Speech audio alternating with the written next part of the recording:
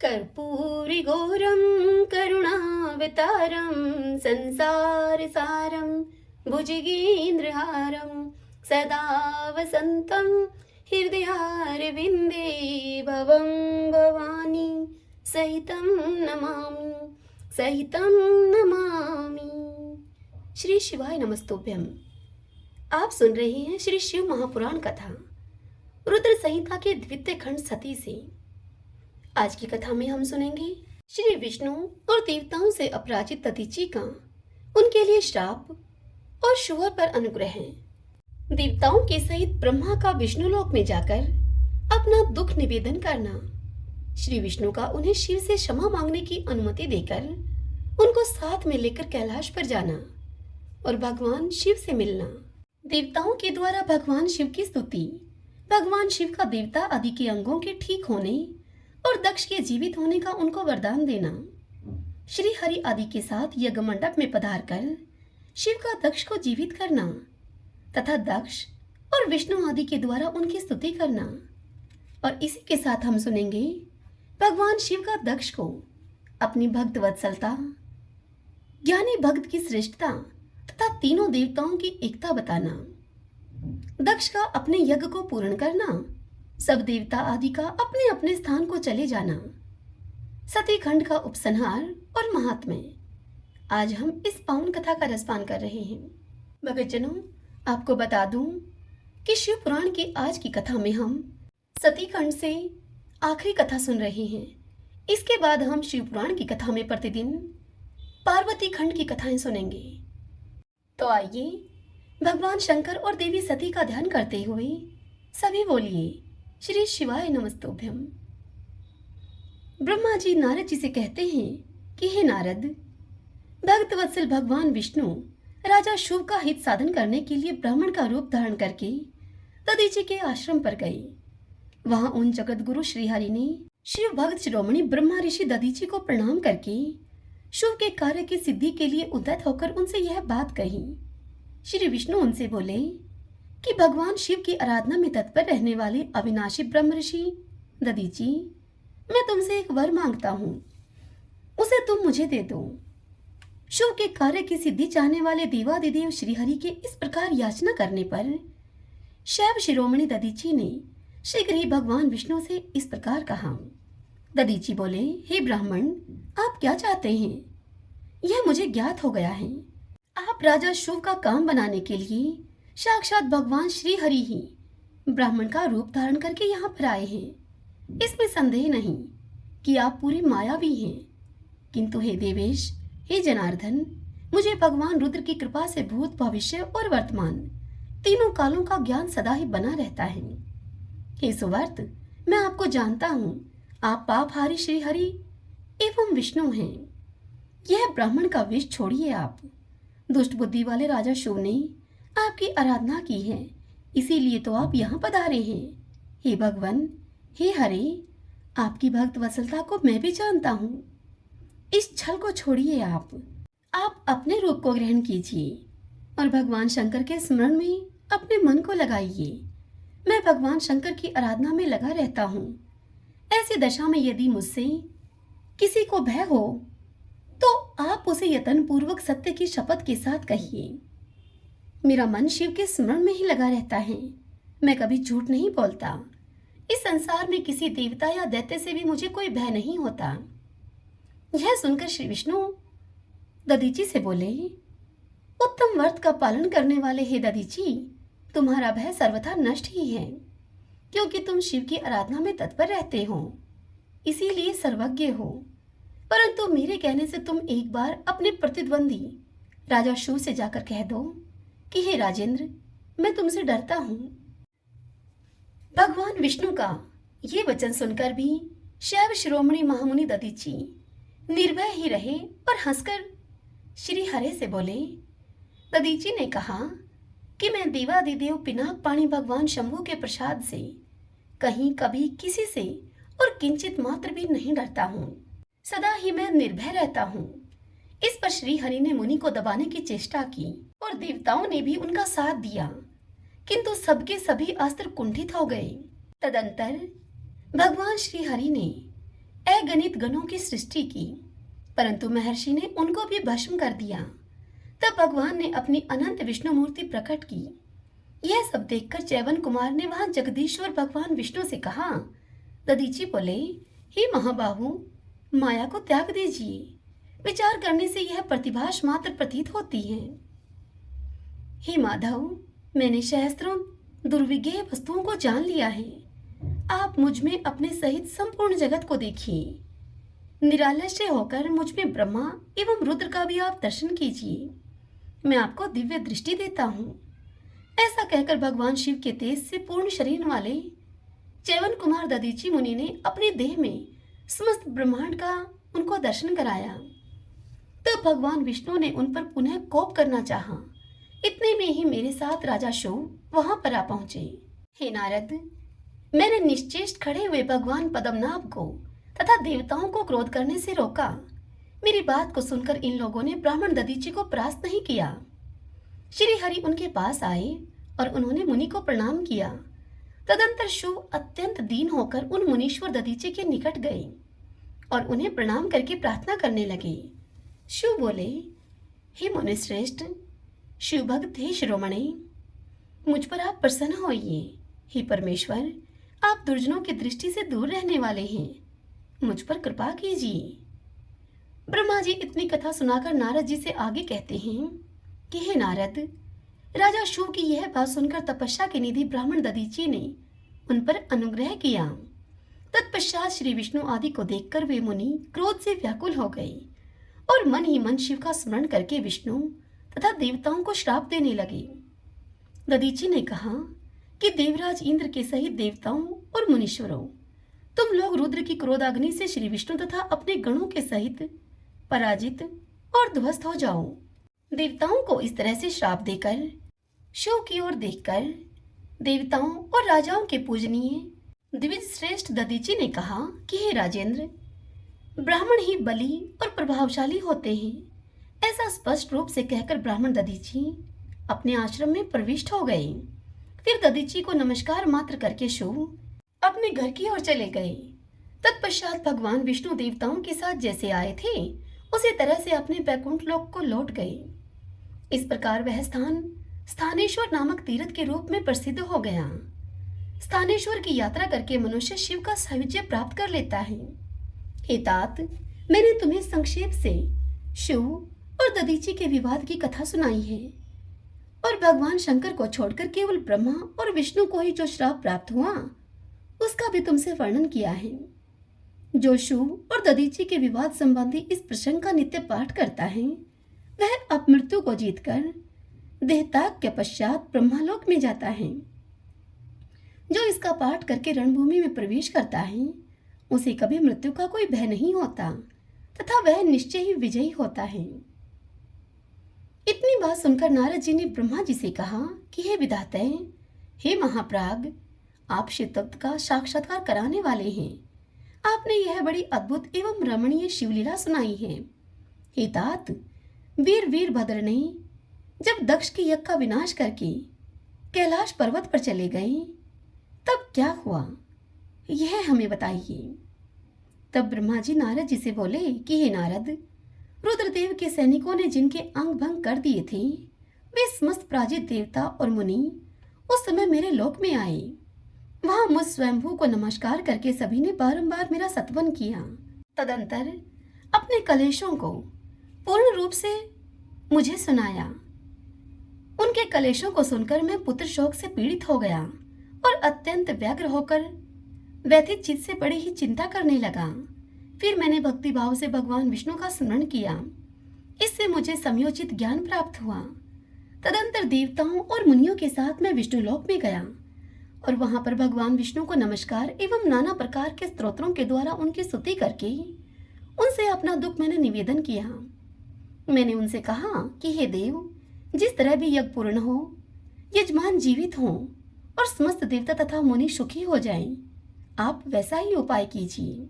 हे देव, हे रमानाथ, देव सुखदायक, हे विष्णु, हम देवता और मुनि निश्चय ही आपकी शरण में आए हैं। मुझ ब्रह्मा की यह बात सुनकर भगवान लक्ष्मीपति विष्णु, जिनका मन सदा ही शिव में लगा रहता है, और जिनके हृदय में कभी दीनता नहीं आती, शिव का स्मरण करके वे मुझसे इस प्रकार बोले। श्री विष्णु ने मुझसे कहा कि हे देवताओं, परम समर्थ तेजस्वी पुरुष से कोई अपराध बन जाए तो भी उसके बदले में अपराध करने वाले मनुष्यों के लिए वह अपराध मंगलकारी नहीं हो सकता। हे विधाते, समस्त देवता परमेश्वर शिव के अपराधी हैं, क्योंकि इन्होंने भगवान शंभु को यज्ञ का भाग नहीं दिया। अब तुम सब लोग शुद्ध हृदय से शीघ्र ही प्रसन्न होने वाले उन भगवान शिव के पैर पकड़कर उनको प्रसन्न करो। उनसे तुम क्षमा मांगो, जिन भगवान के कुपित होने पर यह सारा जगत नष्ट हो जाता है तथा जिनके शासन से लोकपालों के सहित यज्ञ का जीवन शीघ्र ही समाप्त हो जाता है। भगवान महादेव इस समय अपनी प्राण वल्लभा सती से बिछुड़ गए हैं तथा अत्यंत दुरात्मा दक्ष ने अपने दुर्वचन रूपी बाणों से उनके हृदय को पहले से ही घायल कर दिया है। अतः तुम लोग शीघ्र ही जाकर उनसे अपने अपराधों के लिए क्षमा मांगो। हे विधि, उनको शांत करने का केवल यही सबसे बड़ा उपाय है। मैं ऐसा समझता हूँ कि ऐसा करने से भगवान शंकर को संतोष होगा। यह मैंने तुमसे सच्ची बात कही है। हे ब्राह्मण, मैं भी तुम सब लोगों के साथ शिव के निवास स्थान पर चलूंगा और उनसे क्षमा मांगूंगा। देवता आदि के सहित मुझ ब्रह्मा को इस प्रकार आदेश देकर, हे नारद, श्री हरि ने देवगणों के साथ कैलाश पर्वत पर जाने का विचार किया। तदंतर देवता, मुनि और प्रजापति आदि जिनके स्वरूप ही हैं, वे श्री हरि उन सबको साथ में लेकर अपने बैकुंठ धाम से भगवान शिव के शुभ निवास गृह श्रेष्ठ कैलाश पर्वत पर गए। कैलाश भगवान शिव को सदा ही अत्यंत प्रिय है। मनुष्यों से भिन्न किन्नर, अप्सराएं और योग सिद्ध महात्मा पुरुष उसका भली भांति सेवन करते हैं तथा वह पर्वत बहुत ही ऊंचा है। उसके निकट रुद्रदेव के मित्र कुबेर की अलका नामक महादिव्य एवं रमणीय पुरी है, जिसे सब देवताओं ने देखा। उस पुरी के पास ही सुगंधिक वन भी देवताओं की दृष्टि में आया, जो कि सब प्रकार के वृक्षों से हरा भरा एवं दिव्य था। उसके भीतर सर्वत्र सुगंध फैलाने वाले सुगंधिक नामक कमल खिले हुए थे। उसके बाहरी भाग में नंदा और अलकनंदा, ये दो अत्यंत पावन दिव्य सरिताएं बहती हैं, जो कि दर्शन मात्र से प्राणियों के पाप हर लेती हैं। यक्षराज कुबेर की अलकापुरी और सौगंधिक वन को पीछे छोड़कर आगे बढ़ते हुए देवताओं ने थोड़ी ही दूरी पर शंकर जी के वटवृक्ष को देखा। उसने चारों ओर अपनी अविचल छाया फैला रखी थी। वह वृक्ष 100 योजन ऊंचा था और उसकी शाखाएं 75 योजन तक फैली हुई थीं। हे नारद, उस वृक्ष के ऊपर कोई घोंसला नहीं था और ग्रीष्म ऋतु का ताप तो उससे सदा दूर ही रहा करता था। बड़े पुण्य आत्मा पुरुषों को ही उसका दर्शन हो सकता है। वह परम रमणीय और अत्यंत पावन है। वह दिव्य वृक्ष भगवान शंभु का योग स्थल है। योगियों के द्वारा सेव्य और परम उत्तम है वह। मुमुक्षुओं के आश्रयभूत उस महायोग में वटवृक्ष के नीचे विष्णु आदि सब देवताओं ने भगवान शंकर को विराजमान देखा। मेरे पुत्र महासिद्ध सनकादि, जो कि सदा शिव भक्ति में तत्पर रहने वाले और शांत हैं, बड़ी प्रसन्नता के साथ उनकी सेवा में बैठे थे। भगवान शिव का श्री विग्रह परम ही शांत दिखाई देता था। उनके सखा कुबेर, जो कि गोयकों और राक्षसों के स्वामी हैं, अपने सेवक गणों तथा कुटुंबी जनों के साथ सदा विशेष रूप से उनकी सेवा किया करते हैं। वे परमेश्वर शिव उस समय तपस्वी जनों को परम प्रिय लगने वाला सुंदर रूप धारण किए हुए बैठे थे। भस्म आदि से उनके अंगों की बड़ी शोभा हो रही थी। भगवान शिव अपने वत्सल स्वभाव के कारण सारे संसार के सुहृदय हैं। हे नारद, उस दिन वे एक कुश आसन पर बैठे थे और सब संतों के सुनते हुए तुम्हारे प्रश्न करने पर तुम्हें उत्तम ज्ञान का उपदेश दे रहे थे। वे बायां चरण अपनी दाईं जांघ पर और बायां हाथ अपने दाएं घुटने पर रखे हुए, कलाई में रुद्राक्ष की माला डाले हुए सुंदर तर्क मुद्रा से विराजमान थे। इस रूप में भगवान शिव का दर्शन करके उस समय विष्णु आदि सब देवताओं ने दोनों हाथ जोड़कर मस्तक झुकाकर तुरंत उनके चरणों में प्रणाम किया। मेरे साथ भगवान विष्णु को वहां आया हुआ देखकर सत्पुरुषों के आश्रयदाता भगवान रुद्र उठकर खड़े हो गए और उन्होंने सिर झुकाकर प्रणाम भी किया। फिर विष्णु आदि सब देवताओं ने जब भगवान शिव को प्रणाम कर लिया तब उन्होंने मुझे प्रणाम किया। ठीक उसी तरह जैसे कि लोगों को उत्तम गति प्रदान करने वाले भगवान विष्णु प्रजापति कश्यप को प्रणाम करते हैं। तत्पश्चात देवताओं, सिद्धों, गणाधीशों और महर्षियों से नमस्कृत तथा स्वयं भी श्री विष्णु को और मुझको नमस्कार करने वाले भगवान शिव से श्री हरि ने आदर पूर्वक वार्तालाप आरंभ किया। देवताओं ने भगवान शिव जी की अत्यंत विनय के साथ स्तुति करते हुए अंत में उनसे कहा कि आप पर उत्कृष्ट परमेश्वर प्रातपर तथा प्रात परतर हैं। आप सर्वव्यापी विश्व मूर्ति महेश्वर को नमस्कार है। आप विष्णु कलत्र, विष्णु क्षेत्र, भानु, भैरव, शरणागत वत्सल, त्रियंबकम तथा विहरणशील हैं। आप मृत्युंजय हैं। शोक भी आपका ही रूप है। आप त्रिगुण एवं गुणात्मा हैं। चंद्रमा, सूर्य और अग्नि आपके नेत्र हैं। आप सबके कारण तथा धर्म मर्यादा स्वरूप हैं। आपको नमस्कार है। आपने अपने ही तेज से संपूर्ण जगत को व्याप्त कर रखा है। आप निर्विकार, प्रकाशपूर्ण, चिदानंद स्वरूप पर ब्रह्मा परमात्मा हैं। हे महेश्वर, ब्रह्मा, विष्णु, इंद्र और चंद्र आदि समस्त देवता तथा मुनि आपसे ही उत्पन्न हुए हैं। क्योंकि आप अपने शरीर को 8 भागों में विभक्त करके समस्त संसार का पोषण करते हैं, इसीलिए अष्टमूर्ति कहलाते हैं। आप ही सबके आदि कारण करुणामय ईश्वर हैं। आपके भय से यह वायु चलती है। आपके भय से अग्नि जलाने का काम करती है। आपके भय से सूर्य तपता है और आपके ही भय से मृत्यु सब ओर दौड़ती फिरती है। हे दया सिंधु, हे महेशान, परमेश्वर प्रसन्न होइए। हम नष्ट और अचेत हो रहे हैं, अतः सदा ही हमारी रक्षा कीजिए। रक्षा कीजिए नाथ। हे करुणानिधि शंभो, आपने अब तक नाना प्रकार की आपत्तियों से जिस तरह से हमें सदा ही सुरक्षित रखा है, उसी तरह से आज भी आप हमारी रक्षा कीजिए। हे नाथ दुर्गेश, आप शीघ्र कृपा करके इस अपूर्ण यज्ञ का और प्रजापति दक्ष का भी उद्धार कीजिए। भग को अपनी आंखें मिल जाएं, यजमान दक्ष जीवित हो जाएं, पुषा के दांत जम जाएं और भृगु की दाढ़ी मूछ पहले की जैसी हो जाएं। हे शंकर, आयुधों और पत्थरों की वर्षा से जिनके अंग भंग हो गए हैं, उन देवता आदि पर आप सर्वथा अनुग्रह करें, जिससे कि उन्हें पूर्णतः आरोग्य लाभ हो। हे नाथ, यज्ञ कर्म पूर्ण होने पर जो कुछ शेष रहे वह सब आपका पूरा पूरा भाग हो, उसमें और कोई हस्तक्षेप न करे। हे रुद्रदेव, आपके भाग से ही यज्ञ पूर्ण हो, अन्यथा नहीं। ऐसा कहकर मुझ ब्रह्मा के साथ सभी देवता अपराध क्षमा कराने के लिए उद्यत होकर हाथ जोड़कर भूमि पर दंड के समान पड़ गए। हे नारद, मुझ ब्रह्मा, लोकपाल, प्रजापति और मुनियों के सहित श्रीपति विष्णु हम सभी के अनुनय विनय करने पर परमेश्वर शिव प्रसन्न हो गए। देवताओं को आश्वासन देकर हंसकर उन पर परम अनुग्रह करते हुए करुणा निधान परमेश्वर शिव ने हमसे कहा। श्री महादेव जी बोले, हे सर्वश्रेष्ठ ब्रह्मा और विष्णुदेव, आप दोनों सावधान होकर मेरी बात को सुने। मैं सच्ची बात कहता हूँ। तात, आप दोनों की सभी बातों को मैंने सदा माना है। दक्ष के उस यज्ञ का विध्वंस मैंने नहीं किया है। दक्ष स्वयं ही दूसरों से द्वेष करते हैं। दूसरों के प्रति जैसा बर्ताव किया जाएगा वह अपने लिए ही फलित होगा।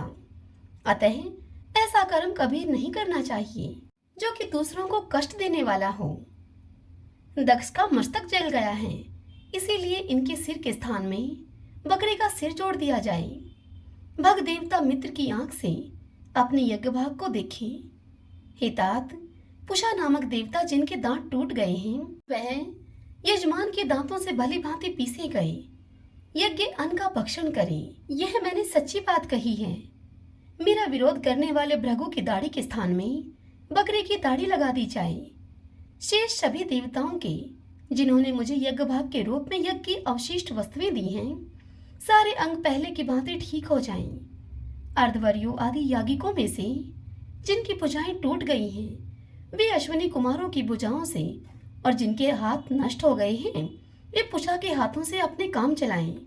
यह सब मैंने आप लोगों के प्रेमवश कहा है। आगे ब्रह्मा जी इस कथा को सुनाते हुए नारद से कहते हैं कि हे नारद जी, ऐसा कहकर वेद का अनुसरण करने वाले सुर सम्राट चराचर पति दयालु परमेश्वर महादेव जी चुप हो गए। भगवान शंकर का वह भाषण सुनकर श्री विष्णु और ब्रह्मा के सहित संपूर्ण देवता संतुष्ट होकर उन्हें तत्काल साधुवाद देने लगे। तदंतर भगवान शंभु को आमंत्रित करके मुझ ब्रह्मा और देव ऋषियों के साथ श्री विष्णु अत्यंत हर्षपूर्वक पुनः दक्ष की यज्ञशाला की ओर चले।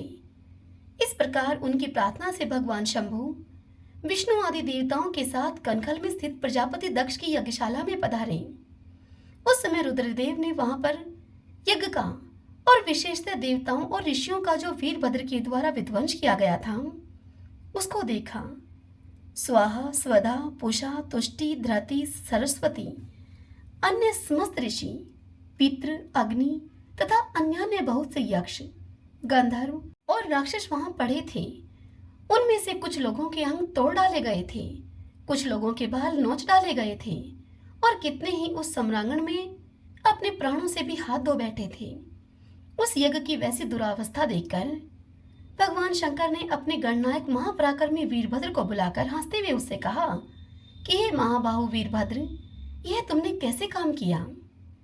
तात, तुमने थोड़ी ही देर में देवता और ऋषि आदि को बड़ा भारी दंड दे दिया।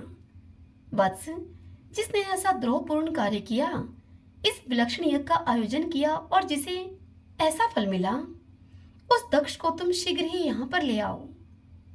भगवान शंकर के ऐसा कहने पर वीरभद्र ने बड़ी उतावली के साथ दक्ष का धड़ लाकर उनके सामने डाल दिया। दक्ष के उस शव को सिर से रहित देखकर लोक कल्याणकारी भगवान शंकर ने आगे खड़े हुए वीरभद्र से हंसते हुए पूछा कि दक्ष का सिर कहाँ है? तब प्रभावशाली वीरभद्र ने भगवान शंकर से कहा कि हे प्रभु शंकर, मैंने तो उसी समय दक्ष के सिर को आग में होम कर दिया था। वीरभद्र की इस बात को सुनकर भगवान शंकर ने देवताओं को प्रसन्नता पूर्वक वैसी ही आज्ञा दी जो कि पहले उन्होंने दे रखी थी। भगवान भव ने उस समय जो कुछ कहा उसकी मेरे द्वारा पूर्ति कराकर श्री हरि आदि सब देवताओं ने भृगु आदि सबको शीघ्र ही ठीक कर दिया। तदंतर शंभु के आदेश से प्रजापति के धड़ के साथ यज्ञ पशु बकरे का सिर जोड़ दिया गया। उस सिर के जोड़े जाते ही शंभु की शुभ दृष्टि पड़ने से प्रजापति के शरीर में प्राण आ गए और वे तत्काल सोकर जगे हुए पुरुष की भांति उठकर खड़े हो गए। उठते ही उन्होंने अपने सामने करुणानिधि भगवान शंकर को देखा। देखते ही दक्ष के हृदय में प्रेम उमड़ आया। उस प्रेम ने उनके अंतःकरण को निर्मल एवं प्रसन्न कर दिया। पहले महादेव जी से द्वेष करने के कारण उनका अंतःकरण मलिन हो गया था, परंतु उस समय शिव के दर्शन से वे तत्काल ही शरद ऋतु के चंद्रमा की भांति निर्मल हो गए। उनके मन में भगवान शिव की स्तुति करने का विचार उत्पन्न हुआ, परंतु वे अनुराग धिक्य के कारण और अपनी मरी हुई पुत्री का स्मरण करके व्याकुल हो जाने के कारण तत्काल उनका सत्वन न कर सके। थोड़ी देर के बाद मन स्थित होने पर दक्ष ने लज्जित होकर लोक शंकर शिव शंकर को प्रणाम किया और उनकी स्तुति आरंभ कर दी। उन्होंने भगवान शंकर की महिमा गाते हुए बारंबार उनको प्रणाम किया और फिर अंत में कहा, हे परमेश्वर, आपने ब्रह्मा होकर सबसे पहले आत्म तत्व का ज्ञान प्राप्त करने के लिए अपने मुख से विद्या, तप और वर धारण करने वाले ब्राह्मणों को उत्पन्न किया था। जैसे ग्वाला लाठी लेकर गौओं की रक्षा करता है, ठीक उसी प्रकार मर्यादा का पालन करने वाले आप परमेश्वर दंड धारण किए हुए उन साधु ब्राह्मणों की सभी विपत्तियों से रक्षा करते हैं। मैंने दुर्वचन रूपी बाणों से आप परमेश्वर को बींध डाला था, फिर भी आप मुझ पर अनुग्रह करने के लिए यहाँ पर आए हैं। अब मेरी ही तरह अत्यंत दैन्यपूर्ण आशा वाले इन देवताओं पर भी आप कृपा कीजिए। हे भक्त वत्सल, हे दीनबंधु शंभो, मुझ में आपको प्रसन्न करने के लिए कोई गुण नहीं है। आप षड्विध ऐश्वर्य से संपन्न परात्पर परमात्मा हैं। अतः अपने ही बहुमूल्य उदारता पूर्ण बर्ताव से मुझ पर आप संतुष्ट होइए। ब्रह्मा जी इस कथा को सुनाते हुए नारद से कहते हैं कि हे पुत्र नारद, इस प्रकार लोक कल्याणकारी महाप्रभु महेश्वर शंकर की स्तुति करके विनीत चित प्रजापति दक्ष चुप हो गए। तदंतर श्री विष्णु ने हाथ जोड़कर भगवान वृषध्वज को प्रणाम करके प्रसन्नतापूर्ण हृदय और वाष्प गदगद वाणी के द्वारा उनकी स्तुति प्रारंभ की। तदंतर मैं ब्रह्मा ने कहा, हे देवदेव, हे महादेव, हे करुणा सागर प्रभु, आप स्वतंत्र परमात्मा हैं, अद्वितीय एवं अविनाशी परमेश्वर हैं। हे देव, हे ईश्वर, आपने मेरे पुत्र पर अनुग्रह किया है। आपने अपमान की ओर कुछ भी ध्यान न देकर दक्ष के यज्ञ का उद्धार कीजिए। हे देवेश्वर, आप प्रसन्न होइए और समस्त शापों को दूर कर दीजिए। आप सज्ञान हैं, अतः आप ही मुझे कर्तव्य की ओर प्रेरित करने वाले हैं और आप ही अकर्तव्य से रोकने वाले हैं। हे महामुनि नारद, इस प्रकार परम महेश्वर की स्तुति करके मैं दोनों हाथ जोड़कर मस्तक झुकाकर वहां खड़ा हो गया। तब सुंदर विचार रखने वाले इंद्र आदि देवता और लोकपाल शंकर देव की स्तुति करने लगे। उस समय भगवान शिव का मुखारविंद प्रसन्नता से खिल उठा था। इसके बाद प्रसन्नचित हुए समस्त देवताओं, दूसरे दूसरे सिद्धों, ऋषियों और प्रजापतियों ने भी शंकर जी का सहर्ष सत्वन किया। इसके अतिरिक्त उपदेवों, नागों, सदस्यों तथा ब्राह्मणों ने पृथक पृथक प्रणाम पूर्वक बड़े भक्ति भाव से उनकी स्तुति की। हे नारद, इस प्रकार श्री विष्णु के, मेरे, देवताओं और ऋषियों के तथा अन्य लोगों के स्तुति करने पर महादेव जी बड़े प्रसन्न हुए। फिर उन शंभु ने समस्त ऋषियों, देवता आदि को कृपा दृष्टि से देखकर और मुझ ब्रह्मा और विष्णु का समाधान करके दक्ष से इस प्रकार कहा। महादेव जी दक्ष से बोले, हे प्रजापति दक्ष, मैं जो कुछ कहता हूँ तुम उसे सुनो। मैं तुम पर प्रसन्न हूँ। यद्यपि मैं सबका ईश्वर और स्वतंत्र हूँ, तो भी सदा ही अपने भक्तों के मैं अधीन रहता हूँ। 4 प्रकार के पुण्यात्मा पुरुष मेरा भजन करते हैं। हे दक्ष प्रजापति, उन चारों भक्तों में पूर्व की अपेक्षा उत्तरोत्तर श्रेष्ठ हैं। उनमें पहला आर्त, दूसरा जिज्ञासु, तीसरा अर्थार्थी और चौथा ज्ञानी है। पहले के 3 तो सामान्य श्रेणी के भक्त हैं, किंतु चौथे का अपना विशेष महत्व है। उन सब भक्तों में चौथा ज्ञानी ही मुझे अधिक प्रिय है। वह मेरा रूप माना गया है, उससे बढ़कर दूसरा कोई मुझे प्रिय नहीं है। यह मैं सत्य सत्य कहता हूँ। मैं आत्मज्ञ हूँ। वेद वेदांत के पारगामी विद्वान ज्ञान के द्वारा मुझे जान सकते हैं। जिनकी बुद्धि मंद है वे ही ज्ञान के बिना मुझे पाने का प्रयत्न करते हैं। कर्म के अधीन हुए मूढ़ मानव मुझे वेद, यज्ञ, दान और तपस्या के द्वारा भी कभी नहीं पा सकते। अतः हे दक्ष, आज से तुम बुद्धि के द्वारा मुझ परमेश्वर को जानकर ज्ञान का आश्रय लेकर सम्माहित चित होकर कर्म करो। हे प्रजापति, तुम उत्तम बुद्धि के द्वारा मेरी दूसरी बात भी सुनो। मैं अपने सगुण स्वरूप के विषय में भी इस गोपनीय रहस्य को धर्म की दृष्टि से तुम्हारे सामने प्रकट करता हूँ। जगत का परम कारण रूप मैं ही ब्रह्मा और विष्णु हूँ। मैं सबका आत्मा, ईश्वर और साक्षी हूँ। स्वयं प्रकाश तथा निर्विशेष हूँ। मैंने अपनी त्रिगुणात्मिका माया को स्वीकार करके मैं ही जगत की सृष्टि, पालन और संहार करता हुआ उन क्रियाओं के अनुरूप ब्रह्मा, विष्णु और रुद्र आदि नाम धारण करता हूँ। उस अद्वितीय भेद रहित केवल विशुद्ध मुझ पर ब्रह्मा परमात्मा में ही अज्ञानी पुरुष ब्रह्मा, ईश्वर तथा अन्य समस्त जीवों को भिन्न रूप से देखता है। जैसे मनुष्य अपने सिर और हाथ आदि अंगों में ये मुझसे भिन्न है, ऐसी परकीय बुद्धि कभी नहीं करता। उसी तरह से मेरा भक्त प्राणी मात्र में मुझसे भिन्नता नहीं देखता है। हे दक्ष, मैं ब्रह्मा और विष्णु तीनों स्वरूपतः एक ही हैं तथा हम ही संपूर्ण जीव रूप हैं। ऐसा समझकर जो हम तीनों देवताओं में भेद नहीं देखता, वही शांति प्राप्त करता है। जो नराधम हम तीनों देवताओं में भेद बुद्धि रखता है, वह निश्चय ही जब तक चंद्रमा और तारे रहते हैं तब तक नरक में निवास करता है। हे दक्ष, यदि कोई विष्णु भक्त होकर मेरी निंदा करेगा और मेरा भक्त होकर विष्णु की निंदा करेगा, तो तुम्हें दिए हुए पूर्वोक्त सारे श्राप उन्हीं दोनों को प्राप्त होंगे और निश्चय ही उन्हें तत्व ज्ञान की प्राप्ति नहीं हो सकती। इस कथा को सुनाते हुए ब्रह्मा जी नारद जी से कहते हैं कि हे नारद, भगवान महेश्वर के इस सुखदायक वचन को सुनकर सब देवता, मुनि आदि को उस अवसर पर बड़ा ही हर्ष हुआ। अपने कुटुंब के साथ दक्ष बड़ी ही प्रसन्नता के साथ शिव भक्ति में तत्पर हो गया। वे देवता आदि भी शिव को ही सर्वेश्वर जानकर भगवान शिव के भजन में लग गए। जिसने जिस प्रकार परमात्मा शंभु की स्तुति की थी, उसे उसी प्रकार संतुष्ट चित हुए शंभु ने वर दिया। हे मुने, तदंतर भगवान शिव की आज्ञा पाकर प्रसन्नचित हुए शिव भक्त दक्ष ने शिव के ही अनुग्रह से अपना यज्ञ पूरा किया। उन्होंने देवताओं को तो यज्ञ भाग दिए ही, शिव को भी पूर्ण भाग दिया, साथ ही ब्राह्मणों को भी दान दिया। इस तरह से उन सबको शंभु का अनुग्रह प्राप्त हुआ। इस प्रकार महादेव जी के उस महान कर्म का विधि पूर्वक वर्णन किया गया। प्रजापति ने ऋत्विजों के सहयोग से उस यज्ञ कर्म को विधिवत समाप्त किया। हे मुनीश्वर नारद, इस प्रकार से परब्रह्मा स्वरूप शंकर के प्रसाद से वह दक्ष का यज्ञ पूर्ण हुआ।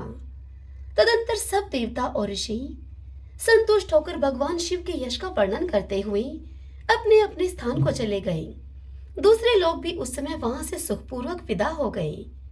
मैं और श्री विष्णु भी अत्यंत प्रसन्न होकर भगवान शिव के सुयश का गान करते हुए अपने अपने स्थान को सआनंद चले गए। सत्पुरुषों के आश्रयभूत महादेव जी भी दक्ष से सम्मानित होकर प्रीति और प्रसन्नता के साथ गणों के सहित अपने निवास स्थान कैलाश पर्वत को चले गए। अपने पर्वत पर आकर शंभु ने अपनी प्रिया सती का स्मरण किया और प्रधान प्रधान गणों से उनकी कथा कही। इस प्रकार दक्ष कन्या सती यज्ञ में अपने शरीर को त्याग कर फिर हिमालय की पत्नी मैना के गर्भ से उत्पन्न हुई। यह बात प्रसिद्ध है। फिर वहां तपस्या करके गौरी शिवा ने भगवान शिव का पति रूप में वर्ण किया। वे उनके वाम अंग में स्थान पाकर अद्भुत लीलाएं करने लगी। हे नारद, इस तरह मैंने तुमसे सती के परम अद्भुत दिव्य चरित्र का वर्णन किया है, जो भोग और मोक्ष को देने वाला तथा संपूर्ण कामनाओं को पूर्ण करने वाला है। यह उपाख्यान पाप को दूर करने वाला, पवित्र एवं परम पावन है।